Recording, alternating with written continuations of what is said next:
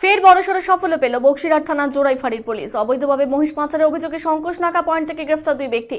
তুফানগঞ্জ 2 নম্বর ব্লকের আসাম বাংলা সীমান্ত শঙ্কোশ নাকা পয়েন্ট এলাকায় শুক্রবার ভোরে তল্লাশি চালানোর সময় BR39GB2126 নম্বর একটি কন্টেনার গাড়িকে আটক করে বক্সিরহাট থানা পুলিশ। গাড়িতে তল্লাশি চালিয়ে উদ্ধার করা হয় 42টি মহিষ পরিবহনের বৈধ কোনো নথি দেখাতে না পারায় মোজাফর মোহাম্মদ হাবিব এবং মোহাম্মদ সুব্বির নামে দুই ব্যক্তিকে গ্রেফতার করে বক্সিরহাট থানা পুলিশ।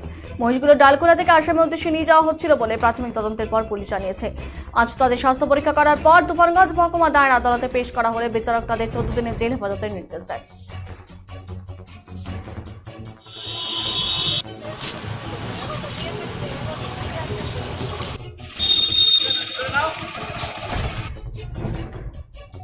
আজকে মুজাফর এবং সুব্বের বলে দুজনকে বক্সিরহাট থানার পুলিশ অ্যারেস্ট করে আজকে তুফানগঞ্জ SGM কোর্টে প্রডিউস করেছে।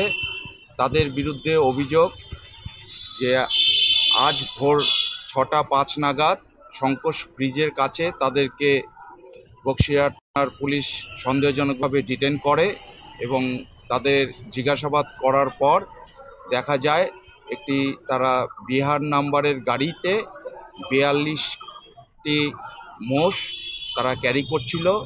ইন সাপোর্ট অফ দ্যাট তাদের কোনো ভ্যালিড ডকুমেন্ট তাদের কাছে ছিল না বা তারা দেখাতে পারেনি এবং যুক্তিসঙ্গত তারা কোনো প্রশ্নের উত্তর তারা সেই মুহূর্তে দিতে পারেনি।